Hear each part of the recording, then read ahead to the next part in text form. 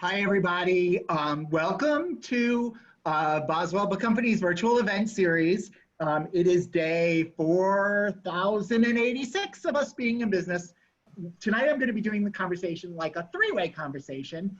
But before we get started, I would like to introduce Erin Lewenauer of Alliance Française, who was going to do this event with us when it wasn't virtual, when we were going to have a lovely luncheon at Lake Park Bistro right by the store. And when we realized that the restaurants might not even be open, and I believe it might be open now, but probably only 4 of you can eat there at the time, we went to Erin and said, let's do this as a virtual event. And since the Alliance has been doing all their classes on Zoom, they are old pros. So I'm going to give this to Erin, who's going to say a few words about the programming and welcome all of you. Take it away, Erin. Bonsoir. So I'm here with Anne also. She's kind of hidden, but she's the director, and I'm the marketing, event, and membership manager. The AF Milwaukee was founded by a French professor at Milwaukee Downer College in 1918 during the last pandemic, which was the Spanish flu. And we're part of a worldwide network of alliances. So we have a school and cultural events, and I'll keep it really short, just a few of the upcoming events. They are on Zoom. Aside from our gala, we're hoping on September 13th to have the Cercle d'Or at the home of Kate and Don Wilson in Brookfield. But otherwise, we have an open house on June 18th from 5 to 7 on Zoom. The start of summer session classes is on June 22nd. We have Webster visiting us virtually from Montreal. He's a rapper and historian on June 25th, and we will find a way to celebrate Bastille Days, even though it won't be the usual way this year. And we are also traveling to France in October, we hope, the 2nd to the 11th, to the Grand Est, which is the east near Germany. So all of that's on our website, and you can contact me or sign up for our e-newsletter, and we love doing events with Boswell. So that's all I have. Can I ask you one question, Erin? Are you still doing your radio show?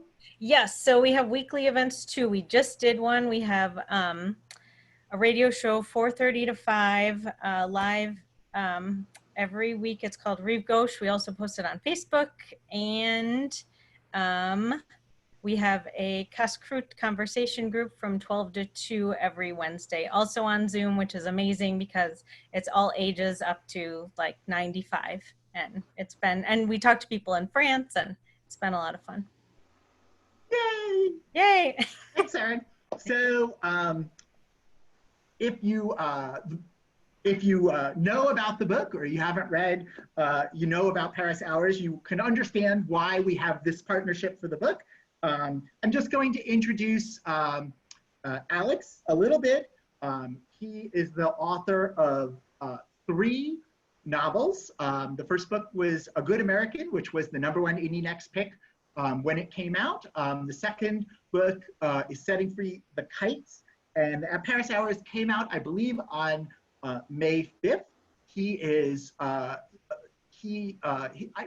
don't know what he would consider first, but in addition to being an author, he is also the proprietor of Skylark Bookshop in Columbia, Missouri. So he is particularly dear to the hearts of booksellers in that small club we call proprietor novelists. I can think of Emma Straub and Ann Patchett, but I know there are actually a lot more. Unfortunately, I'm not one. So, and I wanted to introduce Jane Glaser, who is a longtime bookseller at Heritage Schwartz, at Next Chapter, and then at Boswell. We worked together for 25 years? 25 years. 25 years. And we've done a lot of book talks together, and I don't remember, they won't know this well, I happen to rewrite history a lot, and so I'm thinking I gave her the galley and said that she would love it. And if I'm wrong, she'll definitely let me know. But we've been talking about this book for literally month.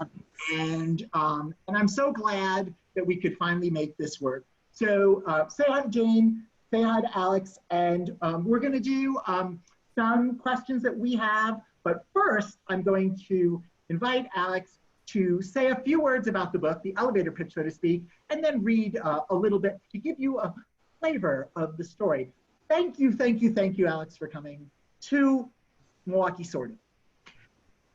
Hi, Daniel. Thank you very much for that. And hi, Jane. And hi, everybody. It's wonderful to be here, whatever that means anymore. So the Paris Hours, I wouldn't be doing my job properly and hold it up like a good, is set over the course of one hot summer's day in 1927. And it's really 4 stories that are told in sort of strictly alternating chapters. And there are 4 characters, one for each story. And although the stories sort of cross-pollinate each other and intersect, but there are these 4 main characters. And there is Guillaume, who is a painter, I suspect not a very good painter, who is heartsick and is on the run from some thugs to whom he owes money. There is Jean-Paul, who is a writer, a journalist, who tells other people's stories because his own story is too sad to tell. We also have Soren, a storyteller of a different kind. He is a puppeteer, and he's a refugee from the Armenian genocide, and he performs shows in the Parisian parks for French children. And finally, there is Camille, who is the maid of the writer Marcel Proust. And the story really began with her. And I was researching and reading about Proust, and I read a memoir that Proust's real maid, Celeste Albright, wrote. And in that memoir, she talks about being asked to burn 32 of Proust's notebooks, which really contain the bones of In Search of Lost Time. That was sort of, and I sort of thought, well, what would happen if not all of the notebooks were burned? And then immediately after that, the next question that came into my mind was, and what would happen if there were secrets in that notebook that everybody had thought had been destroyed? And so from that little germ or that little seed, the rest of the book sort of grew. And I mentioned Proust. I mean, In Search of Lost Time could actually be taken as a sort of a subtitle really for this book, because all 4 of the characters that I mentioned are looking backwards, and they are all in search of something that they have lost in the past. And so it's a book about love and about hope and memory and loss. Yeah, and usually by this point the elevator doors open and I sweep out and sort of keep my fingers crossed. But I've got to stay here now and sort of answer some questions. But, so that's that. Oh, and you want me to read something as well? So I'm going to read a little bit from just from the beginning of the book.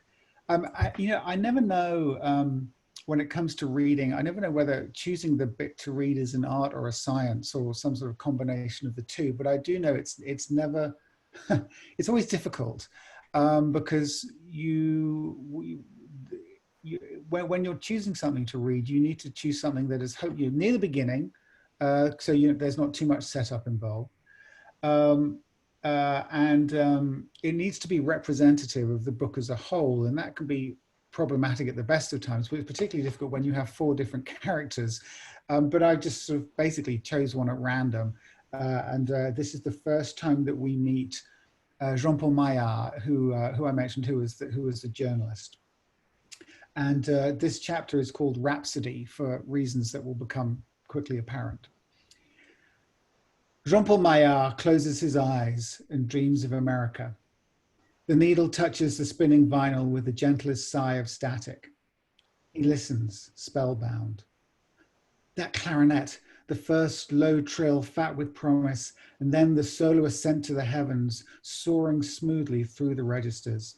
By the time that ecstatic high note, limpid and beautiful, pours into his ears, Jean-Paul has made his escape. He sweeps through the open window onto Rue Barbette and hurtles down the cobbled streets of the Marais, streaking westward across the city. In a moment, he is flying over the dark waters of the Atlantic. The music beckons him on. He soars high over the city's skyscrapered silhouette, his for the taking. He hears the rumble of the Harlem-bound A train in the orchestra's propulsive rhythms, low and sweet.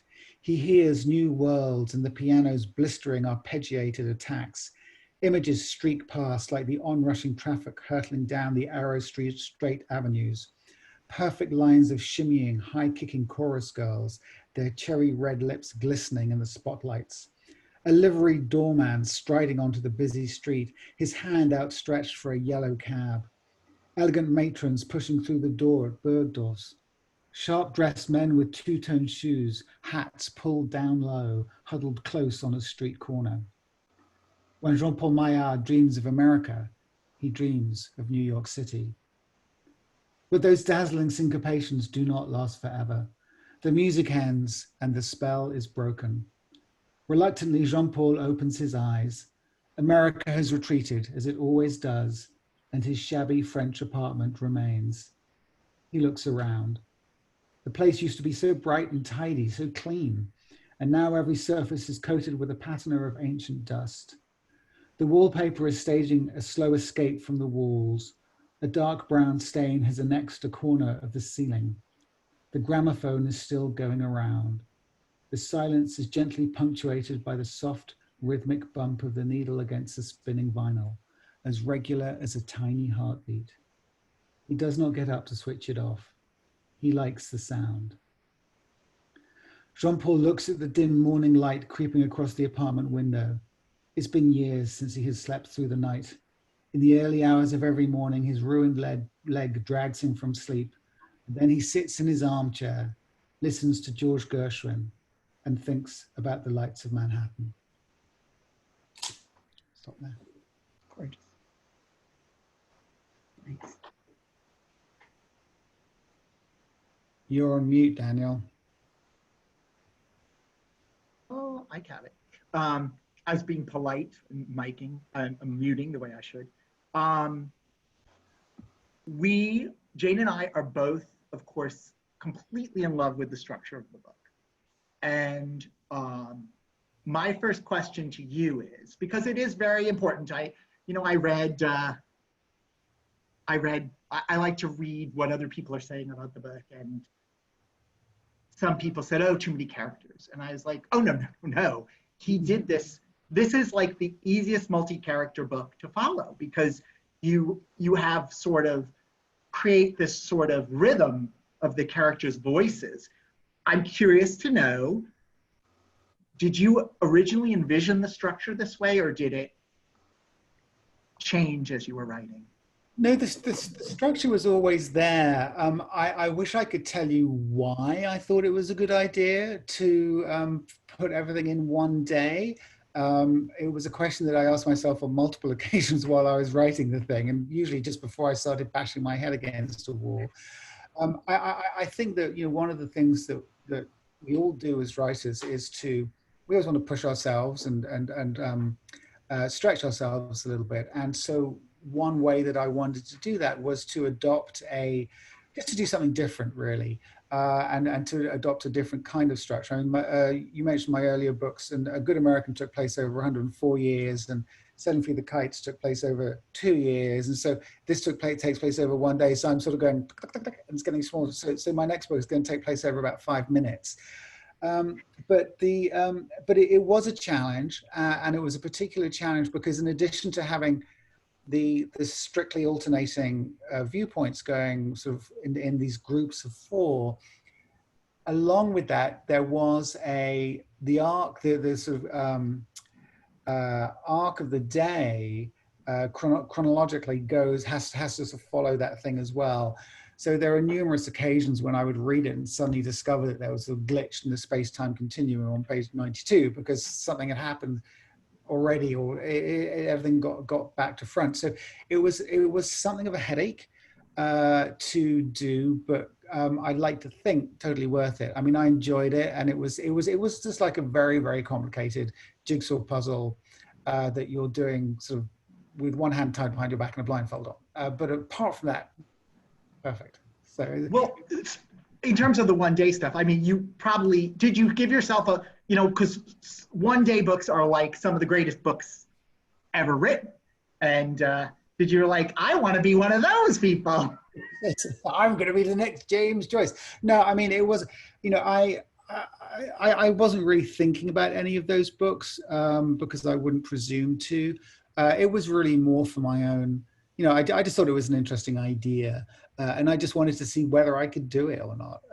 You know, there's no great sort of philosophical underpinning behind the structure of the thing. But it's been interesting to read what people have read about it. And a lot of people found it very interesting, and they really liked that it was like that.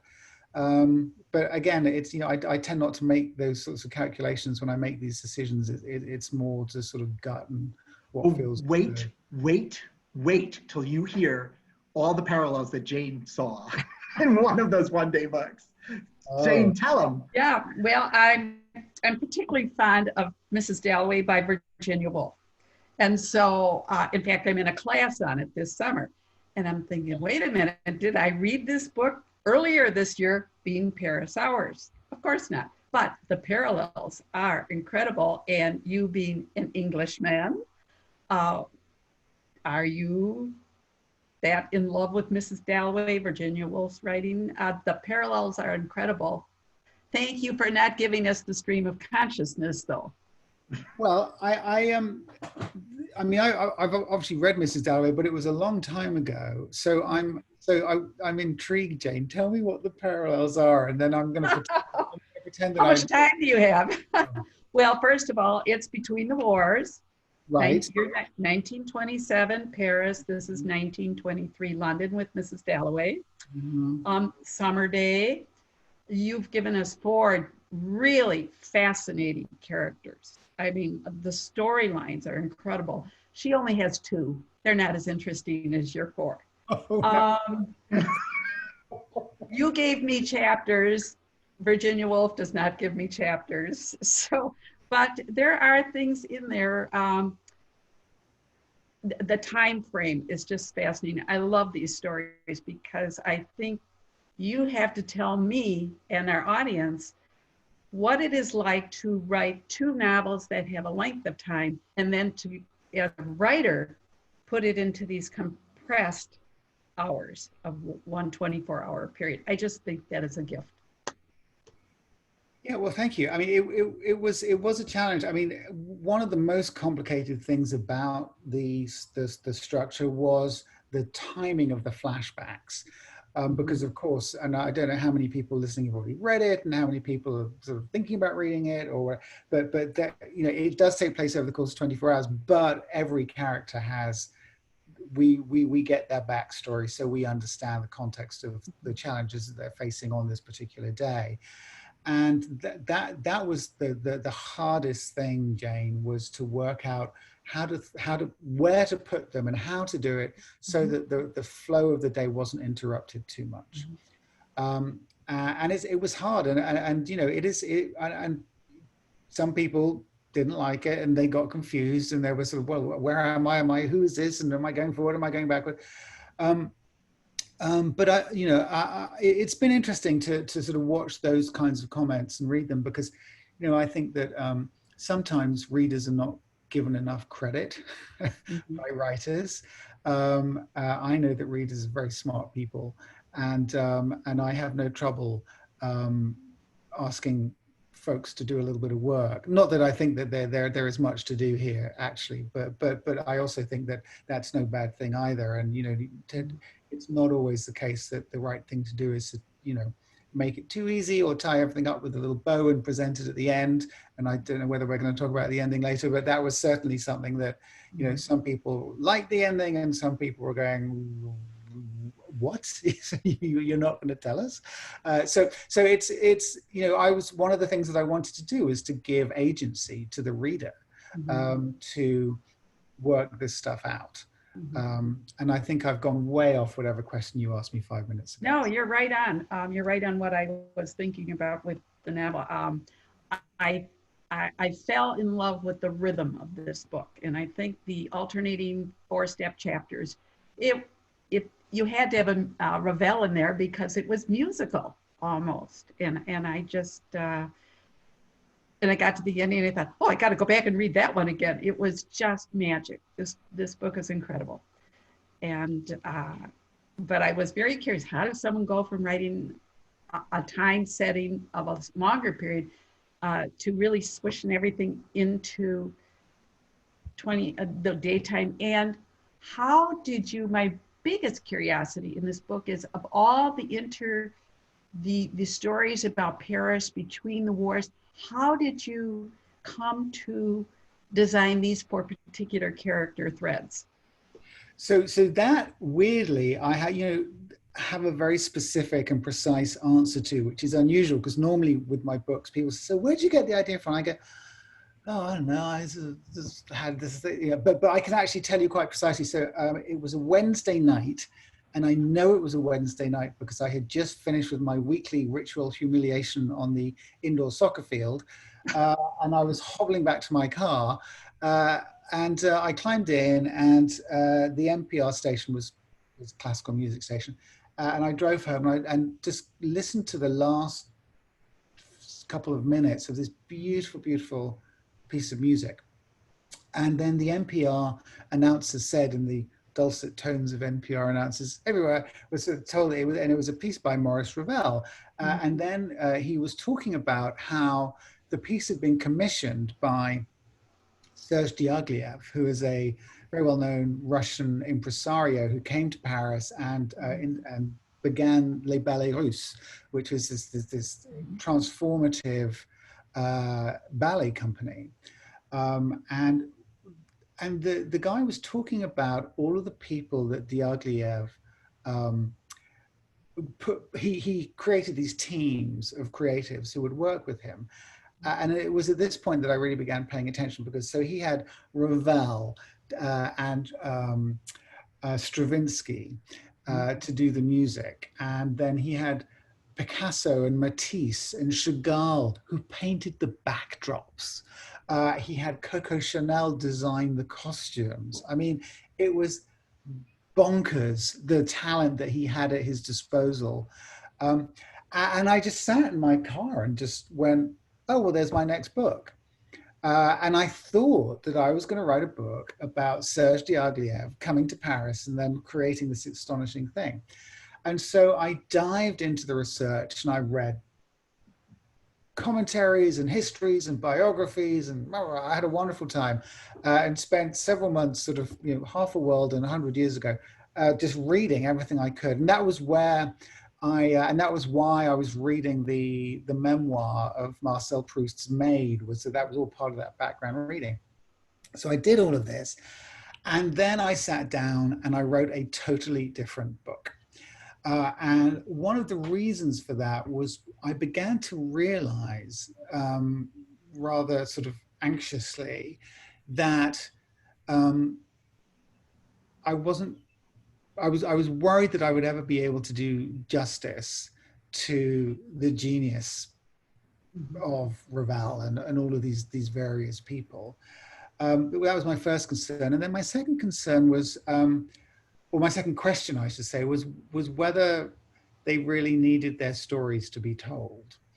I mean, if you listen to a Ravel melody, or if you look at a Marc Chagall painting, I mean, the art speaks for itself. They don't actually need me to come along and tell their story for them. And so I, excuse me, I made the decision to redraw the focus. I mean, I was fully invested in Paris, fully invested in the 1920s, which is where all my research had taken place, because that was a fascinating time.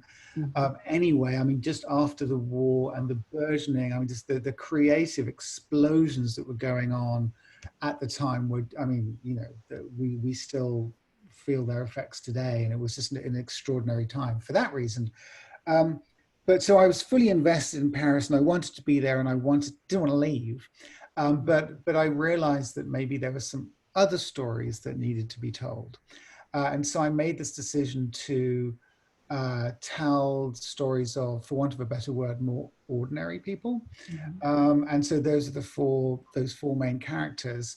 Now, and those of you who have read this will know that some of those more famous people do appear in the book. I mean, there are cameo appearances by Gertrude Stein and Alice Toklas and Josephine Baker and Sidney Bechet and Ernest Hemingway. So they're there, but they're very much on the periphery of things. They are not at the heart of the book. And the heart of the book are these four people. And, you know, I think by nature, I'm drawn to smaller, quieter stories that pack a different kind of emotional punch than, you know, another book about Ernest Hemingway.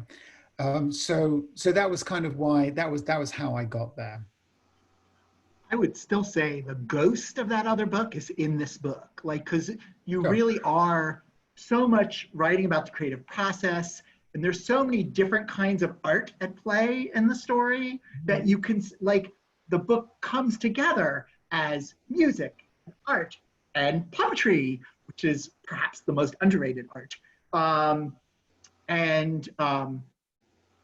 I don't know, it did, and it just, like, you can sort of feel it. I just sent everybody the Ravel piece that kind of plays in the book. I found I listened to like 3 of them and looked how many people liked it. So I was like, oh, this is a high school class playing it, so like maybe not that one. But interestingly enough, I could not find one that like millions of people had seen. So unlike, you know, any obscure pop song, it's like 700,000 people. So people can listen to that at their leisure and maybe play it in the background. So read the story. I'm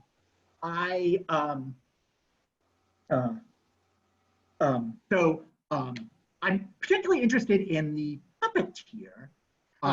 This is one of the things is a friend of mine.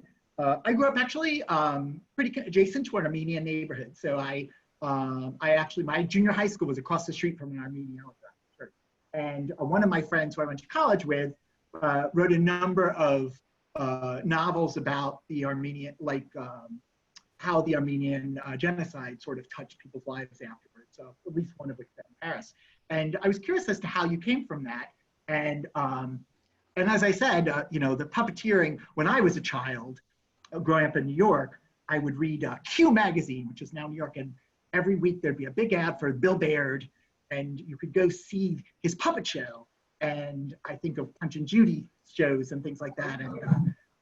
And do you know, I don't know if you know this, you know the author Mary Robinette Kowal, who has won like every science fiction award. She has a series of books about alternate history about the space race through the eyes of a woman being an astronaut. Of course, the world is ending then. But she is actually a talented puppeteer. So if you ever get her in your store, you should ask her to do the puppet show because it will tie into your book too. So tell us about the puppeteer and how you came to that story.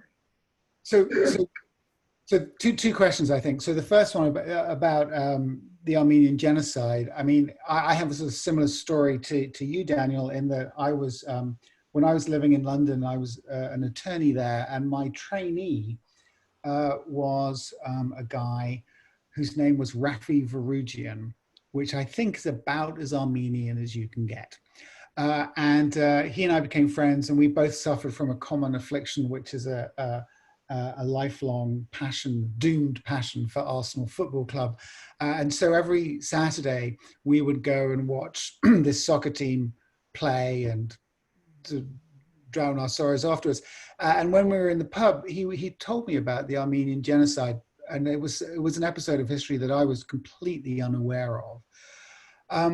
And I always say that novelists are like magpies, and that we're always looking around for shiny objects to sort of pick up and pop away in our pocket somewhere. And this must have been at least 20, 25 years ago when I was going to these soccer games.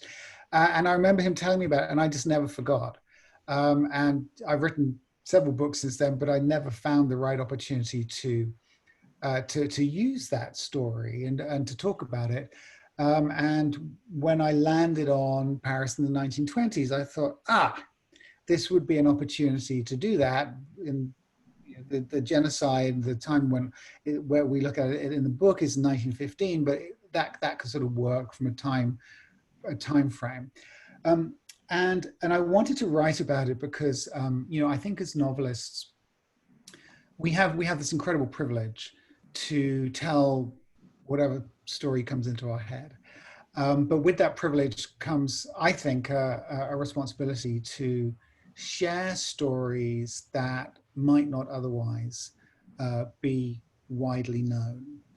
And all I can do is to respond to these things myself. And if I find there's a visceral response within me, then that's my sort of radar for saying, well, maybe this is something that would people would respond to in the context of a novel. And so I decided to write about it, and it's and I did a lot of research, and I mean the atrocities that were committed back then were horrific, and there is this ongoing campaign. We refer to it as the Armenian genocide. It has not actually yet been officially deemed to be a genocide, which is just insane. So it was an opportunity for me to get up on my little soapbox, perhaps, and just to say something. And if that prompts one person to go and do a little bit of research about the Armenian genocide and become a little bit better educated, then yay! That's an additional bonus to the whole thing. So that was kind of why I did that. As for the puppeteers, or the puppets. I mean, you mentioned Punch and Judy, which I was thrilled by, because most people in America I don't think really know about Punch and Judy. Judy is an incredibly English thing. It's very, very bizarre, steeped in tradition, this incredibly violent puppet show where Punch, who's this misogynist old git who hits everybody with a plank, including his wife. I mean, you wouldn't believe it if you saw it. You would just go, this is some nightmarish vision that the people from South Park came up with. But it's been going on for hundreds and hundreds of years. And I mean, people get away with anything in the name of tradition, I suppose. But anyway, moving on. So there's that tradition in England, and then in France, of course, there's the Clan Guignol, which is their own. I mean, I guess every culture has their own sort of history of traditions when it comes to puppets, but it was just really interesting to me. And one of the fun things about what I did with it was, so Soren, the character, is Armenian, and he performs these puppet shows in Armenian.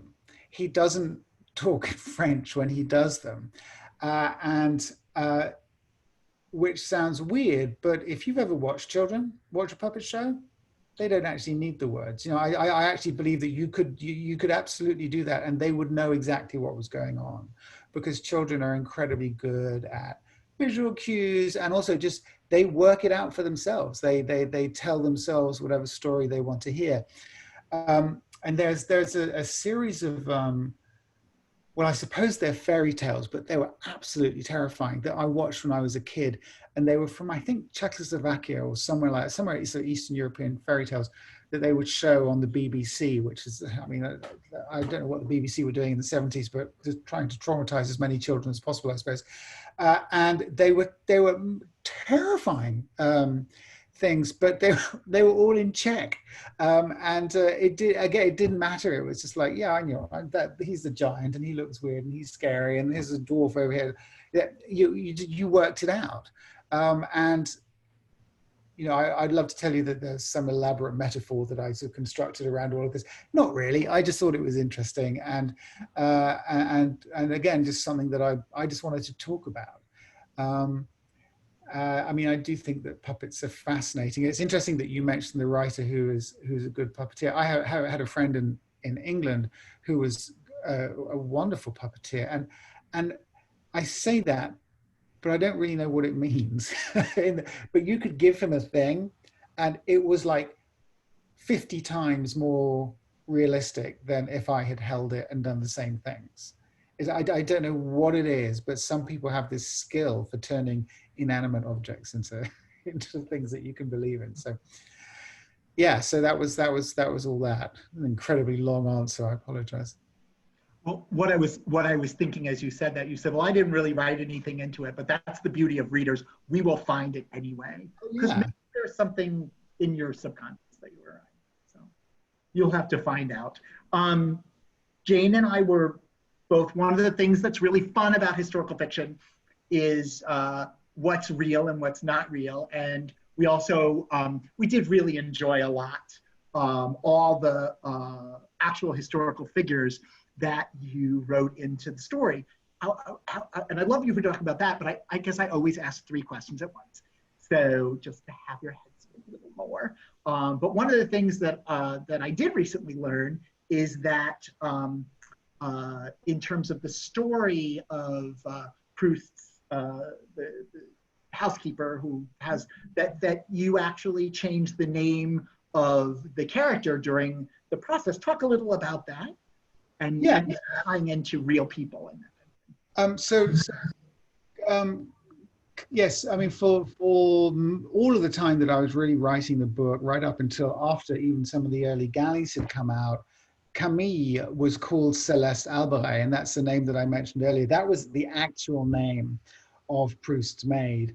And so I was in this weird sort of hybrid situation where 3 of the principal characters were fictional and 1 of them was real. Which was a little strange, but I was okay with it. I was sort of like living in this strange place and sort of juggling these things.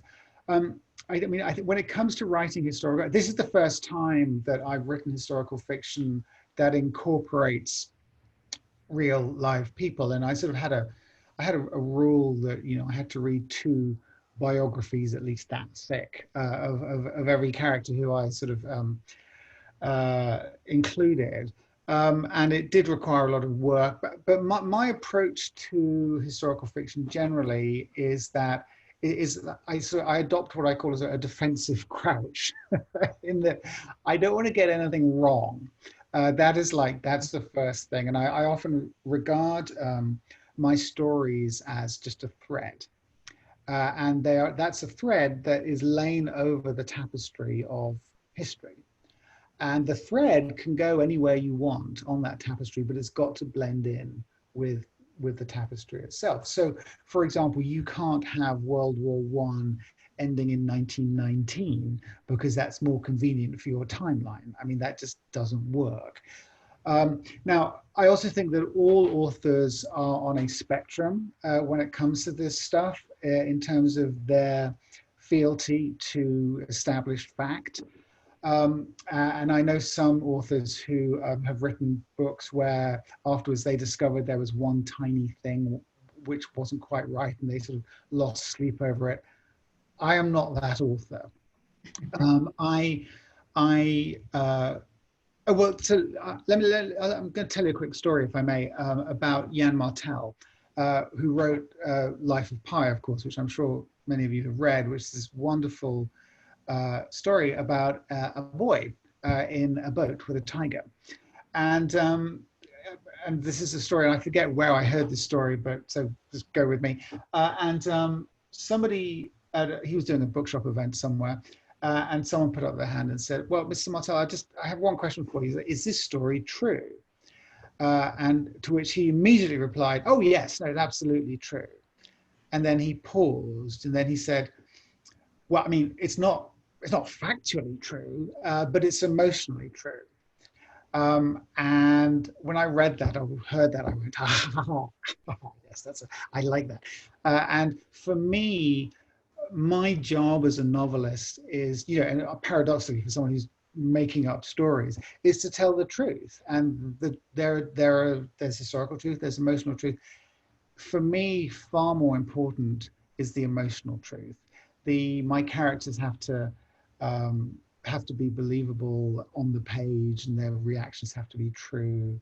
There's a great story with that Martin Amis tells about his father, who was reading some relatively new novel, and apparently, and you know, King Amis was a notoriously grumpy man anyway, but he was sitting there apparently just going, no, he didn't. No, she didn't. No, he wouldn't. And like just denying all of these things that the characters were doing. So the way that the characters respond to whatever situation they're in, that to me is the more important truth that you have to abide by. And if I had to ever make a decision between the story and historical fact, for me, and this is just for me, the story is going to win every time. Mhm. And to go back to your question about the maid, that's kind of what happened there. So I had every intention of representing the maid in accordance with established historical fact and what we knew about her, until I didn't. And then I had ideas for things to happen, and suddenly I found myself edging further and further away from what I knew to be true, until by the end the story couldn't have been true. And I sort of didn't say anything for a long time about it, and I was sort of wrestling with it. And then I finally called up my editor and said, I need to change the name because I'm actually no longer comfortable. That was where my comfort threshold was. And I was actually no longer comfortable with having the real person's name attached to this character because it couldn't have been true. So often I think, when I think about fiction, historical fiction in particular, what we're talking about is the art of what might have happened. I think that novelists need to find the caesuras, the gaps, and we can fill those. And I don't know whether anybody has read Leading Men by Christopher Castellani. If you haven't, you totally should, because it's a fabulous book. But he sort of, Chris identified this summer, I forget which summer it was, in the 1950s, where nobody really knew what Tennessee Williams did. And so that was his license to sort of jump in and create a thing, which he was able to do.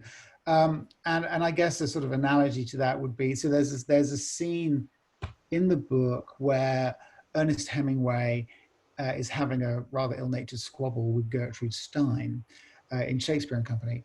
Now, did that argument happen? No, I made it up. But could it have happened? Absolutely. I mean, by 1927, Hemingway and Stein, who had 5 years earlier been bosom buddies, were just bickering all the time and having all sorts of squabbles. And so the idea that they would be there and they would be making snippy comments at each other was entirely believable. And so, yeah, so it is, and it's a complicated calculus that we all have to make in terms of where we are on that spectrum. I think I answered your question, but I'm not sure. Oh yeah, sure. Yes, definitely did. Hey, funny that you should mention Hemingway. Hemingway just comes off great in the book, but yeah. A lot of people say, "Well, what's your beef with Hemingway?" What can't be? Of course, you have to have a beef with Hemingway. But one of the things I wanted to have Jane is we're going to walk a very delicate line here because I know you. Hey, you talked a little about the ending. Jane would like to somehow dance around without giving away any spoilers. Mm-hmm. Yeah. Well, and we're going to that's see how well versed you are. Jane, go ask. Well, real simple. I love the ending, but I did not see it coming at all. I'm plowing through the book, and it's hard to put down. And first of all, I'm in love with Sword, and then I'm in love with Camille, and it's just like, holy smoke, where am I going here? But I got to keep going. The way you constructed the book, you just had to keep reading. And if I didn't have my day job, I would have sat and read the whole thing in one sitting. The ending. Yes. At what point did you think about the ending as it stands, without giving a spoiler away? So Jane, I would love to tell you that I had the ending in my head all the way through the book. That would be the biggest fiction that I have yet the ending actually came very, very, very late in the process. I had actually sold the book to Macmillan and Flatiron, who published it, who's an imprint of Macmillan. And one of the reasons why I sold it, my previous two books were published by Penguin. And one of the reasons I moved to Macmillan was because my editor at Penguin, Amy Einhorn, had moved to Flatiron, actually halfway through the publishing process of setting free the kites. And I love Amy, and I adored working with her. And Amy is one of those rare creatures in New York publishing now who really, she's an editor who edits. You know, a lot of people now acquire and they publish, but they don't really edit. But one of the things that Amy loves to do is to roll up her sleeves and really get into the text. And, you know, with all 3 of my books, we have done this. We have hours-long conversations, and she goes through, she line edits, it's a real privilege to work with somebody that talented. And we were we were in Memphis at Winter Institute back how many years ago that was, when I was just contemplating becoming a bookseller. I went to Memphis to put my toe in the water, and Amy was there, and she had literally purchased the book about 2 weeks previously, and we sat down to talk about the book for about 3 hours. And I should have been in various educational meetings, but I did that instead. And she said to me at one, we were talking through the various things, and you know, lots of incredibly smart suggestions. And then she said, and what about, and here, sorry but I don't want to suppose, so she said, what about, and I thought, oh, that's funny. She's got those 2 stories confused. And I said, oh, you got those 2 stories confused. And she said, no, I meant what I said. What about, at which point I sort of sat there, and then I went, huh. And sort of light bulb went off. And so I sort of thought about it and sort of thought, oh, that's quite good. And then my next thought was, how in the hell am I ever going to rewrite the entire book to make that work? And the answer was slowly. It took 9 months from that meeting for me to rewrite. And yeah, it's a short book as well, but it took a long time. So no, unfortunately, I can't even take credit for it. Really, it was that twist came along very late. But that tends to be how my books work. The charitable way of putting it is to say I write organically. The more honest way of putting it is to say just I write chaotically.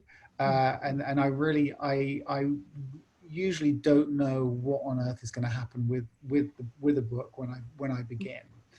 I sometimes, if I'm trying to be bit more professional about it, I will write out an outline, but usually halfway through the second paragraph, I've already sort of gone off in a completely different direction, because that's the way that these books happen. So does that, yeah, so it was very late on in the process. It's our most popular question is like, are you a planner or a pantser? So you're obviously a pantser. And Jane laughs because when Jane and I did a lot of book club discussions, like Jane's the planner and I'm the pantser. Like I come in that day, I'm like, what am I going to talk about? Must run around the store picking up books. Jane can concur, right? I can concur. And when we're talking about our book club talks over the years and our collaboration on lists, noticed, Alex, that the reading group guides on shelf awareness made known that Paris Hours was one of the top selections for book clubs to read in May. Yeah, so I was.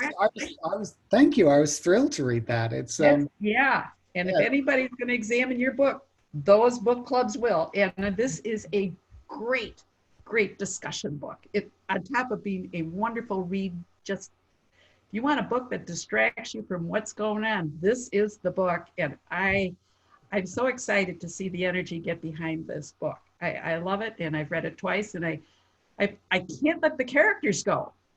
I have to read it again because I now have more cooking in my head on Jean-Paul. Camille was my first favorite, but now I'm into Jean-Paul, and I think, gosh, something's going on there that I didn't catch. And oh boy, I've got to read it. It's just a very rich book, perfect book club book, among others. Oh, thank you. We were, Alex is now, of course, being probably in the same boat as us at your bookstore. I assume you're curbside. Have you started browsing yet, or are you not yet? We've been doing curbside for about 3 weeks now, and prior to that, we couldn't do anything. So every book we sold, we either had to mail or hand deliver. So I discovered parts of Colombia that I never knew existed, and the mailman has given up his gym membership because he just comes in and carries out these big boxes of books. But we have just this week actually begun doing it's basically browsing by appointment. Mm-hmm. And we do 2 a day, and there's a long list of rules that you have to follow, and yes, you've got to wear a mask and all these things. And we're just going very slowly. We could actually, I mean, this is Missouri, so, you know, we could basically open up and do business as normal. But, you know, my primary responsibility is to keep my staff safe and to keep my customers safe. And so we're going very, very slowly. And we're just taking it by ear. But as you know, better than anyone, I mean, this pandemic has forced that we had to totally change our business model, like 180 degrees, and from sending out, you know, a couple of books a week to suddenly sending out, you know, vast amounts.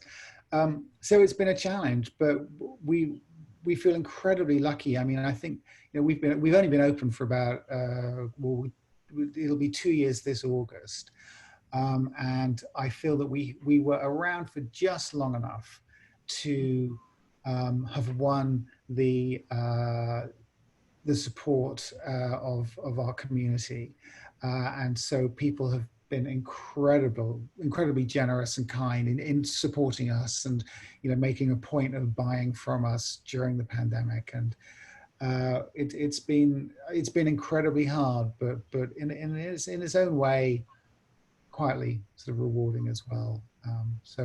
But my goodness, we miss our customers so much. It's you know, we have this beautiful store, and we're the staff are the only people who see it anymore, and it's a little sad. But.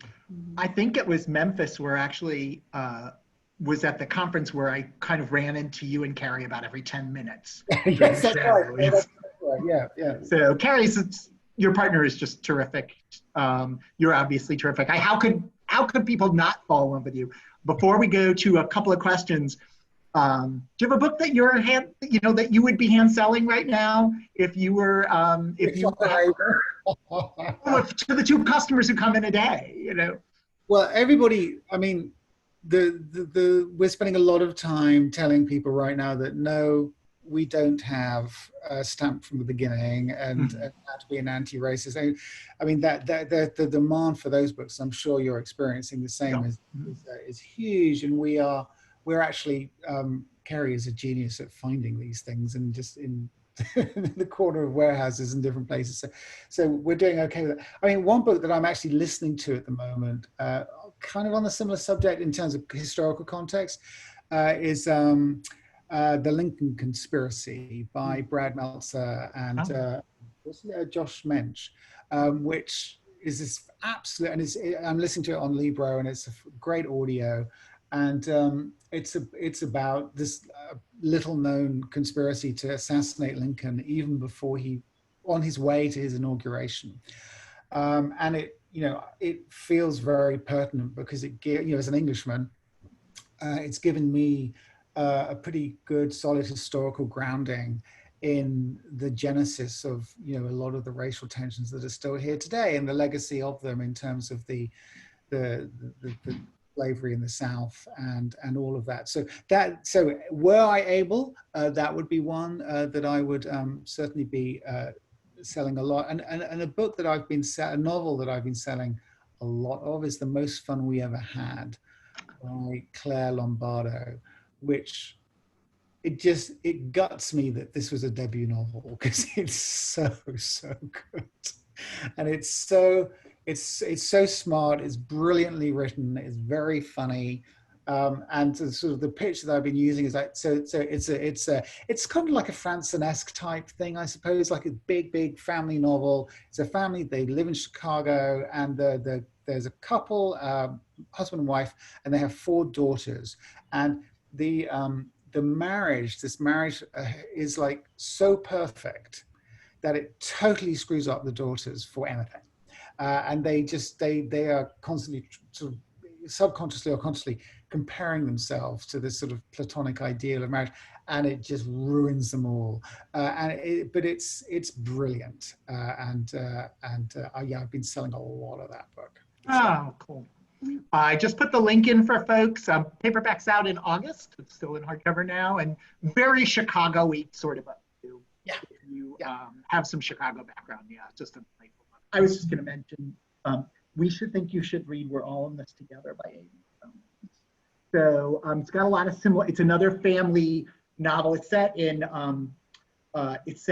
small town Ontario. But Okay. if you liked the other book, Most Women You Ever Had, it's got some similarities. It's a little more over the top crazy. And it was actually never published. It's actually imported by Random House. It's from McClelland and Stewart. Oh, interesting. But we've had a lot of success.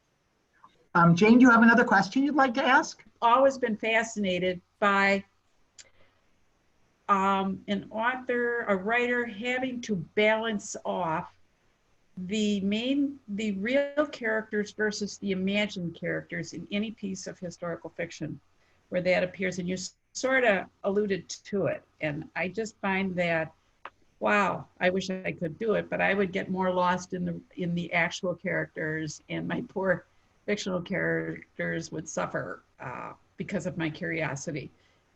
Yeah, and I mean, I went as far as I felt comfortable going with that, and you know, and having them on the periphery. Now, of course, there are wonderful books like The Paris Wife. Right. Actually talks about Hemingway's first wife, Right. and you know, Paula McLean that was a wonderful book, and Melanie Benjamin is somebody else, a novelist who does this and takes real life people. I don't know. I felt comfortable doing it when they were just on the side, but to have them as front and center in that way. Whitney Scherer actually is another one. Lee Miller was the subject of her book, which is called The Age of Light, which is also set in Paris in the 1930s. But that's a wonderful book, and we actually did an event together, and I was sort of saying I would never, I don't think I could do what you did, but you know, I think it requires a different kind of imagination and sensibility to really leap into someone's in that way. It's easier when you made the shoes, I think.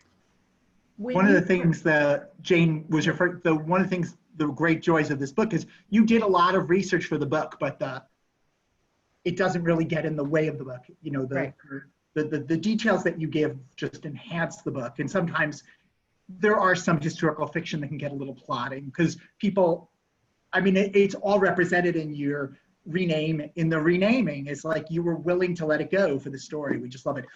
I'm going to ask for folks who have questions to raise their hand, and we can take a few questions. You know, I could ask 20 more myself, but I'm willing to share. Let's see if we've got somebody. My question is, Alex, if you could have dinner with any 3 authors, who would they be? Dinner with the author. I feel like I've landed in that questionnaire in the Times without any 3 authors. Oh goodness, you put me on the spot, Anne. I would actually love to have dinner with Proust, who I think was a very interesting and quite funny man. His book, I mean, if you read Proust, there are lots of wonderful lines in there. So he would be one. And I think Emily Dickinson would be another one, partly because my wife is an Emily Dickinson scholar. And then the third one, oh, I don't know.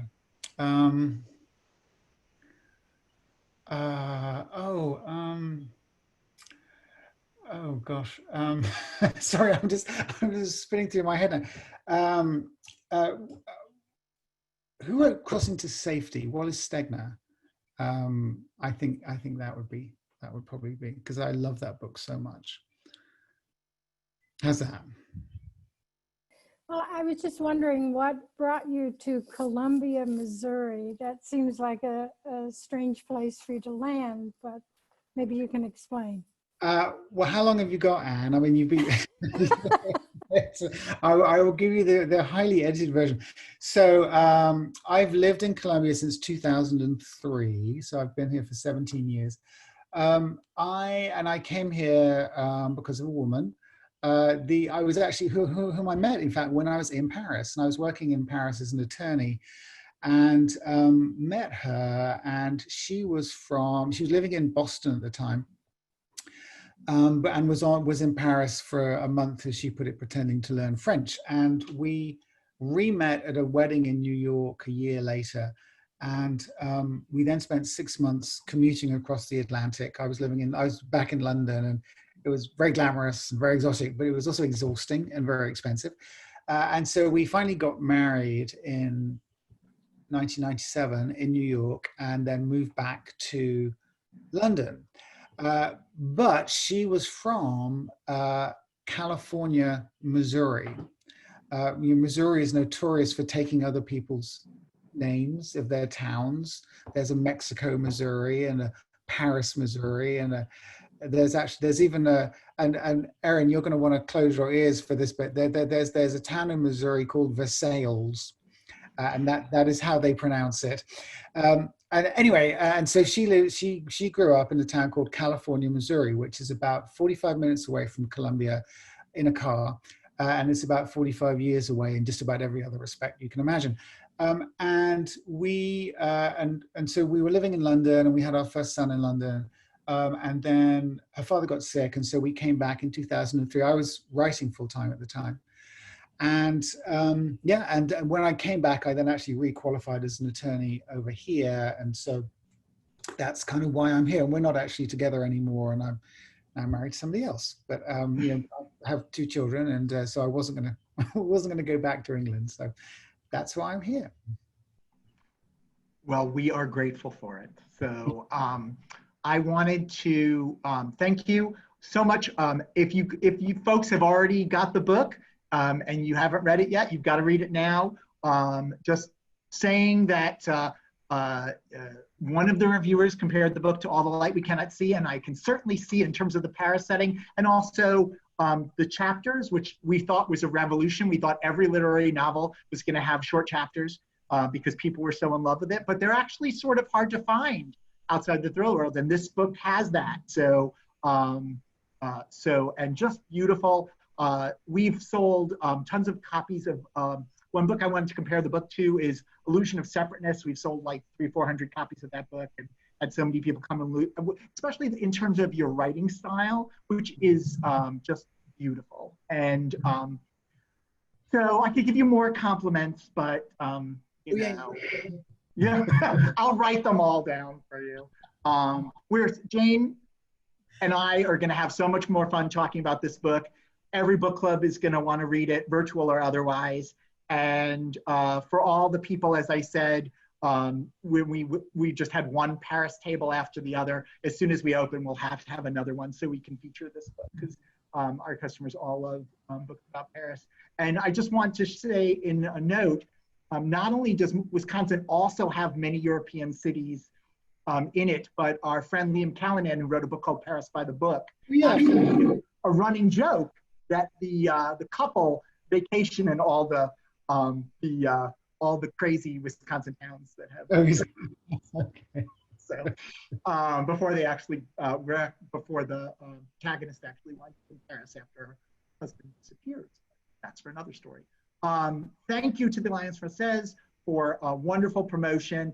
Thank you to Chris for our tech work. And we all once we can do a road trip, we're all going to Columbia to see your beautiful city. So thank you. Best of success for you. And till the next time, till book number 4. So. Well, thank you, Daniel. Thank you so much, and thank you, Jane. Thanks everybody for listening. It's been a joy. Really enjoyed it. And thanks all of you for coming to this event, because we would not have a bookstore virtual or otherwise without you. Good night, everybody.